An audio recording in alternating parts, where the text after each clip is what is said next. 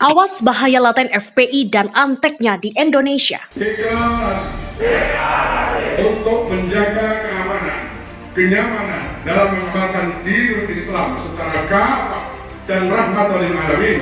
Deklarasikan kendaraan baru perjuangan umat Islam Jawa Barat untuk membela agama. Asyhadu an la ilaha illallah wahdahu la syarika lah wa asyhadu anna Muhammadan abduhu wa rasuluh la nabiyya ba'da. Harus saya katakan di awal, gak mudah melawan kelompok garis keras berbaju agama ini.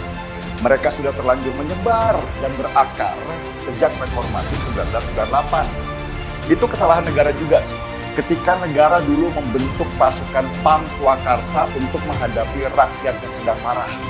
Dan akhirnya tumbuhlah ormas-ormas yang merasa mendapat perlindungan dari aparat, dan mereka kemudian masuk ke sendi-sendi kehidupan kita dengan moto munafiknya, yaitu memberantas kebatilan. Pikir bubarkan, tangkap para pendolanya.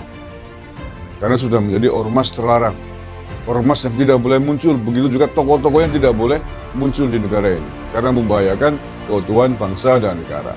Membahayakan negara kesatuan Republik Indonesia. Begitu juga ada tokoh-tokoh politik yang mendukung, ada rektornya juga itu, Dul Kumis, Dul Umar, mensupport agar diadakan. Banyak pokoknya, terang-terangan.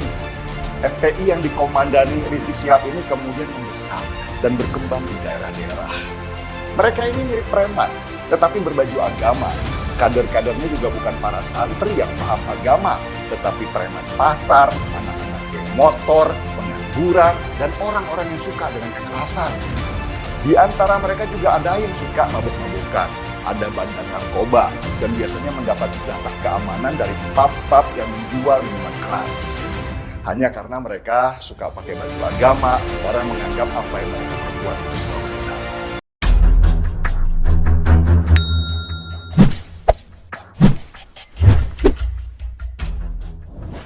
Apa yang terlintas dalam benak Anda ketika mendengar nama FPI? Tukang demo berjilid-jilid? Tukang sweeping warung makan di bulan Ramadan? Preman berjubah? Atau ada yang lain? Bagi saya, mereka itu hanyalah sampah demokrasi, benalu yang merusak kedamaian di Indonesia. Selama ini kesannya mereka itu sangat berkuasa, sehingga semuanya harus mengikuti aturan mereka. Jika tidak ada yang sesuai dengan mereka, ya maka langsung dicap melawan agama. Memangnya mereka siapa? Faktanya, mereka hanyalah kelompok yang lahir kemarin sore pada saat reformasi tahun 98. Tetapi sudah merasa paling hebat dibandingkan NU yang sudah lahir sebelum Indonesia merdeka. Tidak heran jika almarhum Gus Dur pernah mengatakan secara tegas bahwa FPI adalah ormas bajingan seperti yang terlihat dalam cuplikan di Facebook. Umat dan rakyat Indonesia juga harus kritis agar tidak mudah dibodohi oleh politikus busuk yang menghalalkan segala cara demi kepentingan politik mereka dengan menggunakan simbol agama. Jangan hanya karena FPI ngakunya pembela agama, pakai simbol agama langsung kita percaya dan ikuti. Percuma dong kita diberikan akal tapi tidak menggunakannya. Lihatlah sejarah di Indonesia tentang kelompok pemberontakan yang menggunakan agama sebagai kedok mereka.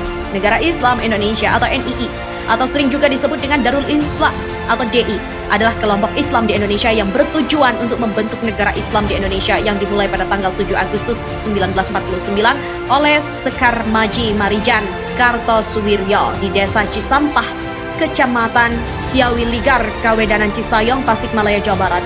Jadi DI itu adalah nama negara yang akan dibentuk. Sedangkan TII adalah pasukannya yang diberi nama Tentara Islam Indonesia atau TII.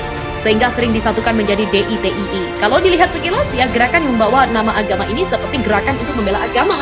Tapi kenyataannya malah bertolak belakang. Mereka kerap melakukan aksi-aksi teror dan kekerasan terhadap masyarakat muslim, sekalipun yang dianggap berbeda dengan mereka. Beberapa pimpinan cabang NU di Jawa Barat dibakar rumahnya oleh DITII, bahkan ada yang ditembak mati. Di kampung terpencil, Kampung Buligir, Desa Parentas, Kecamatan Cigalontang, Kabupaten Tasikmalaya, Jawa Barat juga terdapat sebuah monumen sebagai tanda biadabnya gerombolan DITII yang membantai 51 warga Buligir.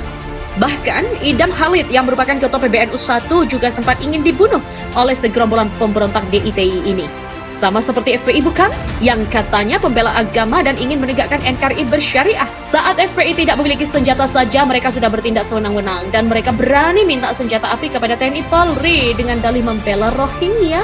Sungguh Mengerikan jika kelompok preman berjubah itu diberikan senjata, entah apa yang terjadi di Indonesia. Lihat contoh nyata bagaimana hancurnya Afghanistan sekarang dikuasai oleh gerombolan berjubah yang juga ngaku pembela agama. Ada yang masih ingat maklumat FPI yang mendukung teroris ISIS? Sehingga tidak heran jika kita pernah melihat orang FPI malah bangga membawa bendera teroris ISIS.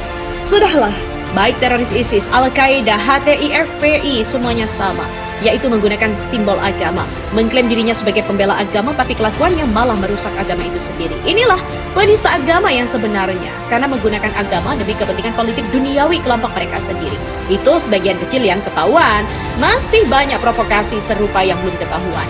Hanya kelompok kemarin sore, tapi sudah merasa hebat meminta Badan Cyber dan Sandi Negara untuk dibubarkan. Loh, emangnya lo siapa? Syukur alhamdulillah, hanya Presiden Jokowi yang berani membubarkan FPI untuk menyelamatkan generasi muda kita dari pengaruh kata kotor imam besar FPI yang masih mencaci maki lalu teriak-teriak takbir. Tetapi kita juga harus tetap waspada dengan antek FPI yang sekarang masih berkeliaran untuk mencari panggung seperti Haikal Hasan yang pernah menjabat sebagai Sekjen HRS Center, Novel Bamukmin yang pernah menjabat sebagai Sekretaris Jenderal Dewan Syuro DPD FPI DKI Jakarta, Aziz Yanuar yang pernah menjabat sebagai Ketua DPC FPI Pondok Gede, Bekasi, dan gerombolan mereka lainnya. Apapun posisi mereka saat ini, atas nama lembaga apapun mereka berbicara, toh mereka adalah antek FPI yang sudah dibubarkan oleh pemerintah. Logika sajalah, jika memang negara muslim di Timur Tengah saja malu melihat kelakuan FPI di Indonesia, lalu simpatisannya masih membela FPI, masih mau menyembah baliho imam mereka yang fasih mencaci maki. Awas, bahaya laten ormas terlarang FPI dan anteknya. Wassalam.